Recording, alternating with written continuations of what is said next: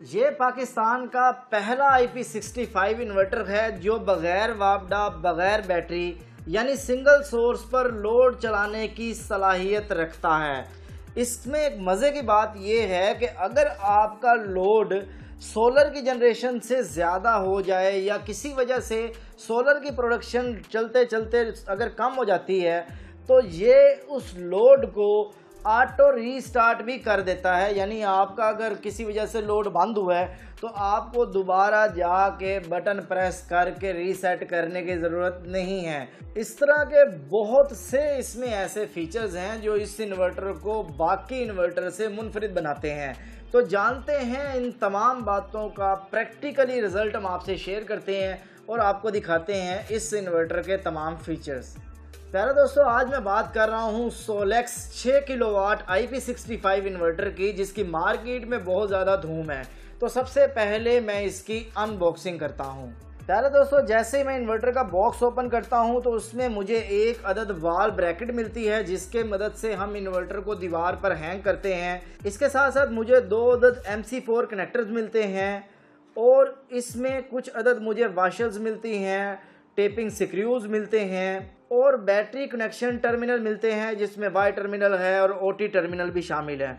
इसके साथ साथ इसमें कुछ हमें डॉक्यूमेंट्स मिलते हैं जिसमें यूज़र मैनुअल वगैरह शामिल है, बैटरी टेम्परेचर सेंसर मिलता है, उसके बाद डोंगल एक अदद मिलती है और मेन चीज़ जो है जो मुझे बहुत अच्छी लगी है वो इसमें एक अदद ओपनर हमें मिलता है जिससे हम डिसअसेंबलिंग टूल फॉर PV टर्मिनल भी कह सकते हैं। MC4 कनेक्टर को ओपन करने के लिए ओपनर होता है और एक अदद CT इसके अंदर मौजूद होती है और हमारी मेन प्रोडक्ट यानी एक अदद इन्वर्टर इसके अंदर मौजूद होता है।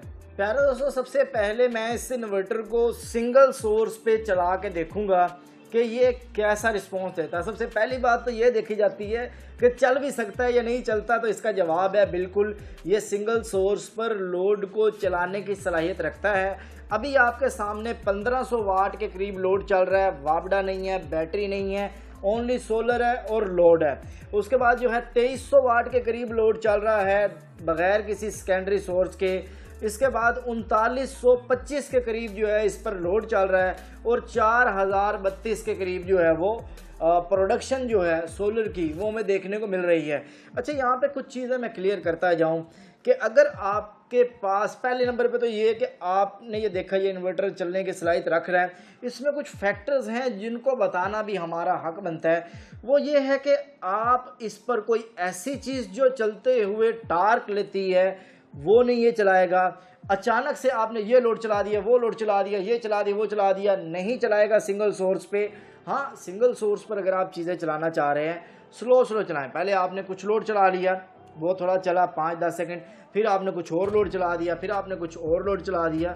तो इस तरह से आप इस टारगेट को अचीव कर सकते हैं। बट यहाँ पे अगर आप चाहते हैं कि मैं ज़हनी सुकून के लिए सिस्टम लगा रहा हूँ तो मैं इस खिंच में ना हो कि अब मेरा लोड बंद हो गया, अब चल गया, तो फिर उसके लिए बेहतर ये है कि आप इस इन्वर्टर के साथ बैटरीज को या सेकेंडरी सोर्स जिसमें वापडा है उसको आप लाजमी कनेक्ट करें, ताकि अगर सूरज की रोशनी हमें पता है स्टेबल नहीं है, ठीक है, तो सूरज की रोशनी कम हो, ज़्यादा हो, लोड कम हो, ज़्यादा हो, तो वो उस लोड आपका चलता रहा है।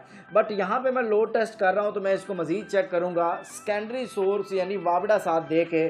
तो इस वक्त ये तकरीबन 6.15 किलोवाट 6152 के करीब जो है इस पर जो है वो लोड मैंने चलाया है। तो 6 किलोवाट का इन्वर्टर है, तकरीबन 6 किलोवाट 6100 वाट अगर हमें आउटपुट दे रहा है तो ये ठीक है, यानी यहाँ पर इसका लोड टेस्ट जो है वो मुकम्मल हुआ। कोशिश होती है कि जो मैक्सिमम रिजल्ट आते हैं मैं आपके साथ वो शेयर करता हूँ। यहाँ पे अब मैं PV जनरेशन टेस्ट कर रहा हूँ। PV जनरेशन टेस्ट जो मैं कर रहा हूँ वो मैं कर रहा हूँ लोड के साथ। तो लोड अगर आप यहाँ पे देखेंगे तो 6000 के करीब, 6004 के करीब हमारा लोड चल रहा है और सोलर की प्रोडक्शन भी 6200 6219 के करीब जो है सोलर की प्रोडक्शन हो रही है। कुछ सेल्फ कंजप्शन होती है और कुछ इस तरीके से कंजप्शन जो है वो हमें थोड़ा सा फ़र्क इसमें मिलता है। तो यहाँ पे जो हमारी PV जनरेशन का टेस्ट था वो भी मुकम्मल हुआ। प्यारे दोस्तों, ये मुख्तसर सी वीडियो में मैंने कोशिश की कि जो बेसिक टेस्ट थे मैं आपके साथ वो शेयर करूं।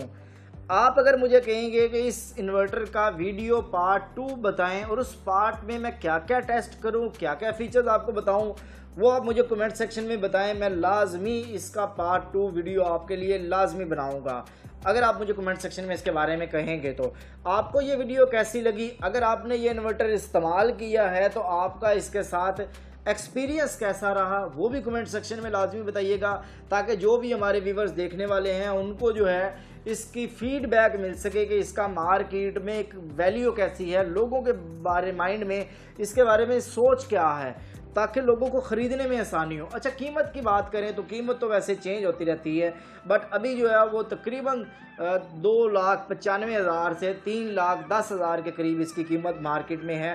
फ्लक्चुएट करती रहती है, कभी कम होती है, ज़्यादा होती है। 2,65 तक भी इसकी प्राइस गई है और 3,40 तक भी इसकी प्राइस गई है। तो अभी अगर आप ये इन्वर्टर परचेज़ करना चाहते हैं और अभी इसकी कीमत क्या है, तो स्क्रीन पर दिए गए नंबर पर रब्ता करके आप ये भी मालूमात ले सकते हैं और इस इन्वर्टर को परचेज़ कर सकते हैं। अगर आप ये इन्वर्टर हमसे परचेज़ करते हैं तो पूरे पाकिस्तान में हम आपको फ्री डिलीवरी जो है वो फराहम करेंगे। आपको ये इन्वर्टर कैसा लगा, नेक्स्ट पार्ट में मैं कौन से पॉइंट शेयर करूं, मुझे कमेंट सेक्शन में लाजमी बताइएगा। बहुत शुक्रिया आप सब दोस्तों का। अल्लाह ताला आप सबको खुश रखे, ढेर सारी कामयाबियाँ तरक्की अता फरमाए। मिलते हैं नेक्स्ट वीडियो के साथ। अल्लाह हाफिज़। पाकिस्तान जिंदाबाद।